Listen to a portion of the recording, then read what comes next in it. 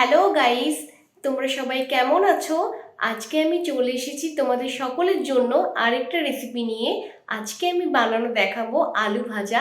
আলু ভাজা সচরাচর আমরা সবাই খেয়ে থাকি আর প্রত্যেকের বাড়িতেই এটা বানানো হয়, কিন্তু আজ আমি একটু অন্যভাবে আলু ভাজা বানাবো। সেই রেসিপিটাই তোমাদের সাথে শেয়ার করব। তাহলে তোমরা দেখতে থাকো আজকের রেসিপিটা।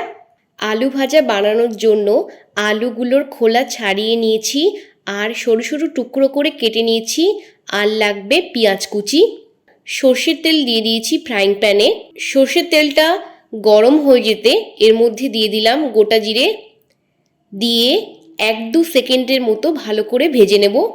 1-2 সেকেন্ড পর এর মধ্যে কেটে রাখা আলু কুচিগুলো দিয়ে দিলাম আর সামান্য একটু নুন দিয়ে দিয়েছি। দিয়ে ভালো করে নাড়াচাড়া করে নেব।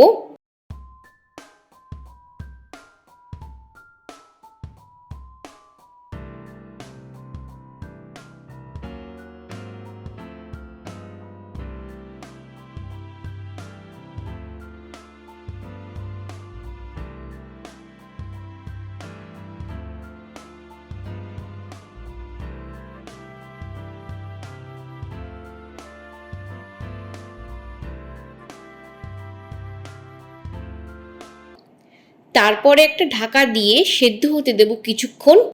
মাঝে মাঝে চাপা খুলে নাড়তে হবে, না হলে আলুটা তলা থেকে ধরে যেতে পারে।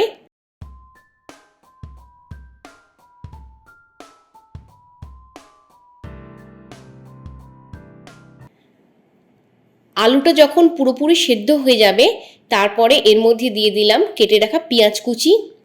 পেঁয়াজটা বেশি ভাজবে না, হালকা হালকা কাঁচা কাঁচা থাকবে।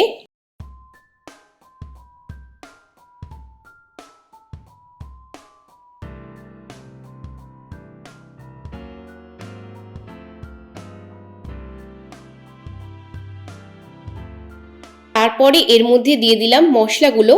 মশলার মধ্যে আছে লঙ্কা গুঁড়ো, হলুদ গুঁড়ো, ধনে গুঁড়ো, তন্দুরি মশলা, গরম মশলা। দিয়ে আলুর সাথে সব মশলাগুলোকে 1 মিনিটের মতো ফ্রাই করে নেব।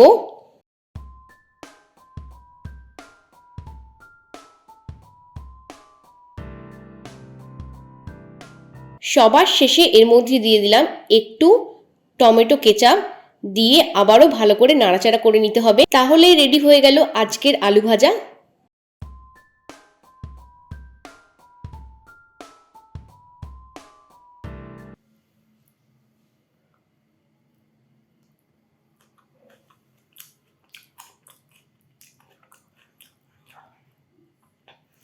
আলু ভাজাটা আমি নিজে বানিয়ে ট্রাই করে দেখলাম, খেতে সত্যি ভালো হয়েছে। তোমরা এটা রুটি, পরোটা বা ভাতের সাথে খেতে পারো। তোমরা অবশ্যই রেসিপিটা ট্রাই করো আর আমাকে কমেন্ট করে জানিও তোমাদের আজকের রেসিপিটা কেমন লেগেছে।